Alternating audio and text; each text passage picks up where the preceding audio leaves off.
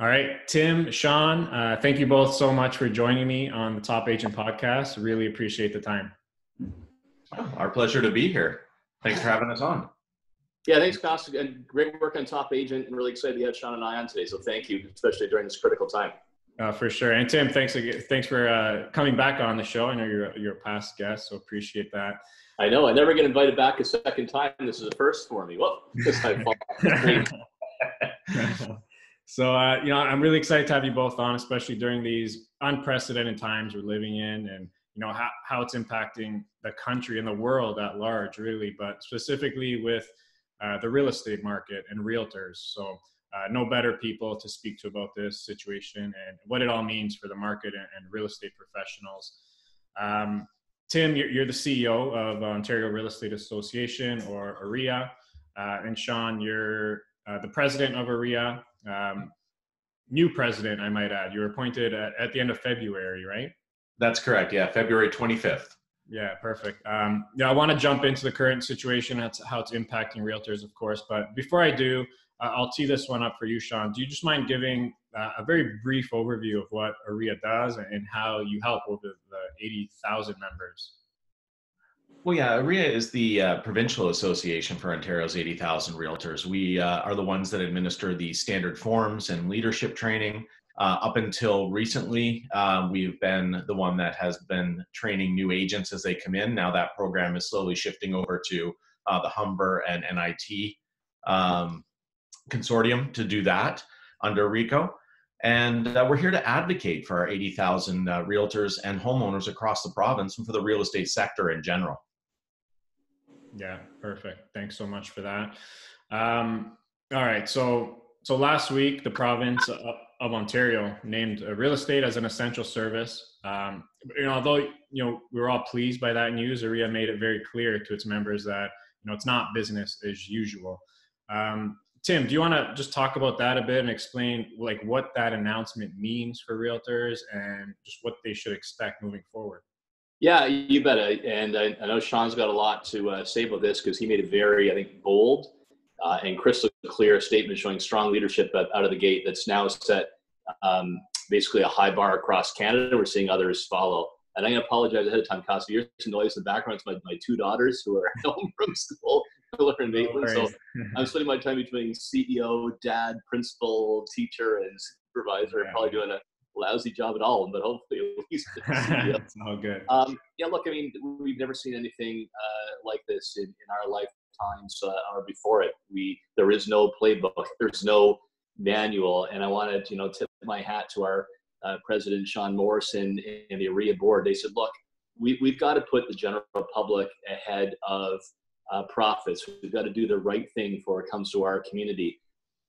General advice to our members: if you can put something off until after this crisis is over, do it. You don't want to put your life on the line, that of your client or the general public, by taking chances. So just stay at home, use electronic means. Let's make sure we do our part. First and foremost, get Ontario back on our feet. Sean said that. He led the way, and he'll tell you more about open houses and such. And we really saw others follow as a result of that very bold and clear leadership. Absolutely. Yeah, Sean, if you don't mind adding to that, if you can. Yeah, I mean, absolutely. I mean, to your point, Costa, yes, we were named an essential service, but that wasn't to conduct regular business transactions. That was to go out there and assist in closing those transactions that were already firm and still had to close. Because, I mean, we know if the registry office shut down or we weren't able to work, or the mortgage professionals weren't able to work and continue to process those transactions, those would cause people a lot more pain in a time where they're already having a difficulty. So, that was first and foremost. And then to also assist the other people in the transactions that maybe had sold just prior to this happening and had to buy a house or they were going to be homeless, or had bought a property and have to sell theirs in order to afford it. This is not to go out and get new business. This is not to go out there and transact normally. Certainly, we can use electronic means for that type of transaction, but primarily this was to alleviate what could have been a lot of pain for Ontario homeowners. Yeah, for sure. It makes a lot of sense. Totally agree with all of that.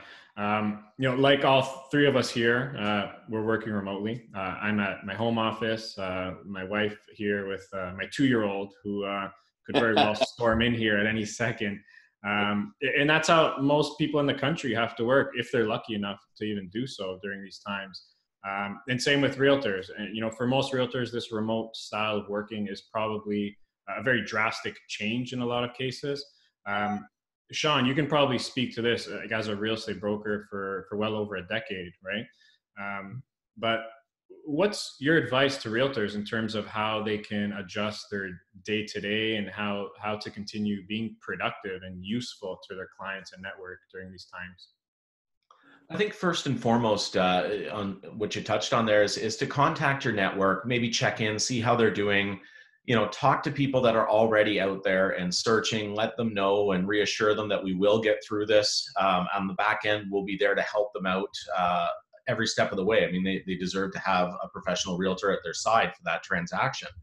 Just right now, we're trying to shift everybody to virtual means. So that's virtual tours using e-document signing software. Doing things like inserting clauses into any of the agreements right now that may allow them to view at a later date, or if all of that is completely impossible, and that can happen sometimes in very rare instances, say Northern Ontario, for instance, where they may not have high-speed internet, then if you are showing face-to-face, to follow the Health Canada guidelines and the WHO guidelines and do it safely if you absolutely have to do it. But we're asking our realtors not to do it if at all possible. Okay. So you're not completely opposed to a realtor. So if a realtor had a client who had to or wants to sell a house, you're not completely opposed to them doing that transaction as long as they do it in a safe and remote manner. Yeah, again, this is for critical transactions, right? This isn't, as we said before, it's not business as usual. It's for those critical transactions that absolutely have to close, or the person's going to go through a lot of pain, or financial hardship through already difficult times. When we can, and I mean, Tim can jump in here as well, because I know I'm talking a lot here, but when we can, let's move those transactions to a virtual platform whenever possible. Yeah, for sure. What I could add there, Costa, is with Sean's point, just give your viewers a bit of a sneak peek behind the curtain at Queen's Park. So we went to Premier Ford and the Minister responsible for real estate, Lisa Thompson. We said, look, we'd like to be declared an essential service. As you know, some American states had gone to the shelter at home, like California, New York, and others before Ontario did. And in a lot of those states, real estate was not an essential service. And as Sean Morrison just indicated, that meant that if somebody was halfway through a deal, they're trying to close and they already put an offer on an existing home, that whole financing would fall apart and have a cascading influence. So we said, look, Premier, Minister, you need to declare real estate as an essential service. We'll do so responsibly. We will follow the public health guidelines or minimize public contact, but you can't leave people stranded. Or somebody who, has a tenant coming in. You got to find a way to make this work. Sean sent out, very clear words on how to do that. Not business as usual, but in those emergency situations to do so. So the Premier agreed. We are on the essential services list. They're not in Quebec. We are in Ontario. However, if our members abuse it, if somebody takes advantage or disobeys the rules, we could lose it altogether. The Premier has that right to rescind that list. Yeah, that's a great point. That's what I wanted to follow up with. Like, do you anticipate real estate to continue being considered an essential service, or really just like you said, depends on if people are abusing it or whatnot? Yeah, and well, Sean's out there showing leadership, doing your podcast, a top agent, and a lot of media, and letting our realtor members know sort of what the new normal is going to be until we're through this, and how it can contribute broadly to getting society back on its feet and staying healthy. We're doing a lot of work behind the scenes with the GR team, so I'm in pretty regular contact with the Premier, yesterday included, and the Minister. I let them know, what guidelines OREA has sent out to follow the public health authorities' recommendations. Sean's the leadership in saying close down the open houses at its high risk. And as you saw, as soon as Sean did that, a number of member boards followed suit, brokerages, and basically shut that down across the province. So I let them know what we're up to, and that we're happy to have essential services to close deals that are in urgent condition, but we are following their guidelines. Yeah, for sure. And you know what? I think in general, I think Canadians are doing a pretty amazing job at this and just following recommendations from organization and professionals like yourself. And like you said early on, like it's general public and health ahead of everything. And I think for the most part, Canadians do understand that. So, you know, this is obviously going to settle and be behind us sooner than later, we hope. But this all happened in what was gearing up to be potentially one of the hottest and busiest markets we've ever seen. So I'm curious to hear your thoughts on how specifically the Toronto and GTA real estate market will bounce back from this, and how realtors can prepare themselves and their clients for this bounce back. Well, I think long term, what you're looking at is there's always been a supply and demand issue in the GTHA for many years now, and that we've seen that pent up buyer pressure already starting where people have stopped going out and doing open houses, face to face showings, listing new property in the hot spring market. So what you're seeing is that pressure starting to build up in the market. Now, from an OREA standpoint, the board of directors will be meeting next week. And we're going to be looking at all sorts of different ways that we can assist in the housing sector recovering quickly and efficiently when this is over. So as Tim alluded, we're constantly talking with the government. We're constantly looking to best practices, talking to other provinces as well to see what they're doing. I know Tim's been active with some of his US colleagues as well. So we're always looking for ways that we can get this real estate market back up on its feet quick as soon as this is done. But the first thing, as you alluded to earlier, Costa, is everybody just staying in, limiting their contact, and getting through this together. Yeah, for sure. Tim, did you want anything to add to that, or? Yeah, Sean gave the top level very well. Some of the services, OREA right now wants to show that for the member dues that we get from our realtor members, our brokers, and our member boards, that we have your back. That we're there for you. We're thinking as soon as we get up in the morning to the time we put our heads to sleep at night, what can we do to help our members through this crisis? So Sean had mentioned some of the guidelines that we have put out for public health and safety for our members' safety. We're also holding a series of webinars to help out our member boards, our brokerages, and our members. They should go to OREA.com or follow us on social media to see what those are. We did one last week to help our boards with HR issues, for example, communication issues. This week, we're launching some new standard forms and clauses and a how-to kit. And if you have to transact during this COVID crisis, what's the best way to do so on behalf of your client and your safety? So those will be coming out later this week. Sean is also going to be hosting teleconferences with the top brand and brokerage leaders, as well as member boards. That's a temperature check to say, here's where we think things are going. What's your advice? So in the short term, we're focusing very much on what we can give to help ease the pain. We can give for strong guidelines. And then going forward on the advocacy side. So how do our realtor members who are really worried about paying the bills, how do they get access to government programs because they can't get EI, right? So this new federal program can help. What can we help out with our brokerages? The government has talked about helping cover expenses for small businesses. We're using hydro rates, covering payroll to help keep people employed as to have a continuing bleed of payrolls. So how do we help brokerages, our realtor members? And then going forward, how do we help real estate lead the recovery? It's not obvious how we get out of this mess. A lot of people sadly laid off. People might be cautious about spending. That may impact the real estate market. So here's an example. Maybe the government would look at eliminating the land transfer tax for a while to help spur real estate, because we all know the extraordinary spin-offs that take place. You buy a new home, you're buying furniture, fixing up the place, all the spin-offs in the community and moving and all that. So just like in the crisis of 2008, 2009, it was really real estate after that kept us afloat. We lost all the manufacturing jobs. We can do so again if the government helps us lead the way. Yeah, no, that's amazing. And, you're seeing a lot of businesses like really step up to the plate and help their clients during this time, whether it's be relief or in other ways. Are you seeing, do you have any examples of what like brokerage owners are doing to help their agents during this time? Anything you're seeing or hearing on the ground? I mean, yeah, I can speak to some of the stuff that I've done in our own brokerages, where we've shifted to online training for our agents, kind of sharpening the skills right now. I know broker owners that I've talked to all over the province have gotten together in their respective communities and said, okay, how are we going to tackle the COVID-19 crisis together? So there's a group in the north that decided they're suspending all in-person showings as a group of brokerages. They're all working together cooperatively to say until such and such a date, we are not going to allow any of our agents to do in-person showings or open houses. So there's a lot that the brokerage community has been doing. There's also a lot that the individual agents have been doing. The vast majority of our members shut down open houses right out of the gate, which was fantastic. You're seeing them volunteer in their communities, check in on their elderly clients. I even know somebody who's been out delivering groceries to their elderly clients during this time. So realtors are the backbone of the communities that they work in. And, that's showing up more and more these days as you follow people on social media. Yeah, no, and it's truly inspiring to see everyone step up for sure.